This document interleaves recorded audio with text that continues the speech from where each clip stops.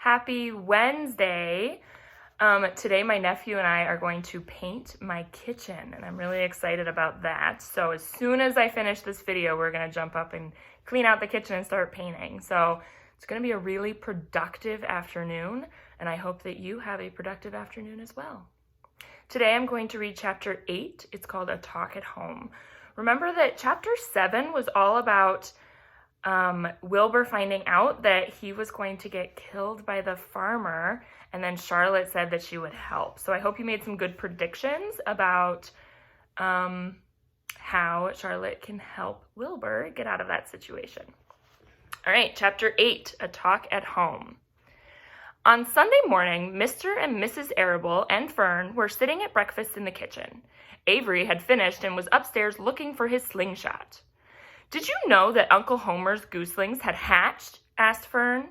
"How many?" asked Mr. Arable. "7," replied Fern.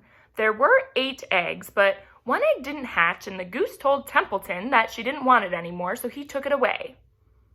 "The goose did what?" asked Mrs. Arable, gazing at her daughter with a strange and worried look. "Well, she told Templeton that she didn't want the egg anymore," repeated Fern. "And who is Templeton?" asked Mrs. Arable. "Well, he's the rat," replied Fern. "None of us like him very much." "Who is us?" replied Mr. Arable. "Oh, everybody in the barn, Wilbur and the sheep and the lambs and the goose and the gander and the babies and Charlotte and me." "Charlotte?" asked Mrs. Arable. "Who's Charlotte?" "Well, she's Wilbur's best friend, and she's terribly clever." "What does she look like?" asked Mrs. Arable. "Well," said Fern thoughtfully, "she has 8 legs. All spiders do, I guess." "Charlotte is a spider?" asked Fern's mother. Fern nodded. "A big gray one. She has a web across the top of Wilbur's doorway. She catches flies and sucks their blood, and Wilbur adores her." "Does he really?" asked Mrs. Arable, rather vaguely. She was staring at Fern with a very worried expression on her face.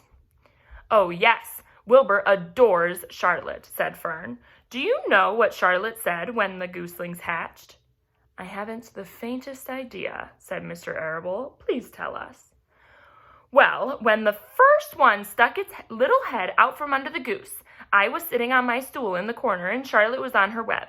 She made a speech. She said, 'I am sure that every one of us here in the barn cellar will be gratified to learn that after 4 weeks of effort and patience on the part of the goose, she now has something to show for it.' Don't you think that was a really pleasant thing for her to say?" "Yes, I do," said Mrs. Arable. "And now, Fern, it's time for you to get ready for Sunday school. And tell Avery to get ready too. And this afternoon you can tell me more about what goes on in Uncle Homer's barn. Aren't you spending quite a lot of time there? You go there almost every afternoon, don't you?" "I like it there," replied Fern. She wiped her mouth and ran upstairs. After she had left the room, Mrs. Arable spoke in a very low voice to her husband. I worry about Fern," she said. "Did you hear the way she rambled on about the animals and pretending that they could talk?" Mr. Arable chuckled. "Maybe they do talk," he said. "I've sometimes wondered. At any rate, don't worry about Fern. She's just got a lively imagination. Kids think they hear all sorts of things." "Well, just the same, I do worry about her," replied Mrs. Arable. "I think I shall ask Dr. Dorian about her the next time I see him. He loves Fern almost as much as we do, and I want him to know how strange she's been acting about the pig and everything. I don't think it's normal. You know perfectly well animals don't talk."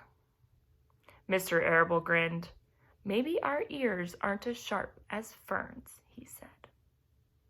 And that is the end of chapter 8.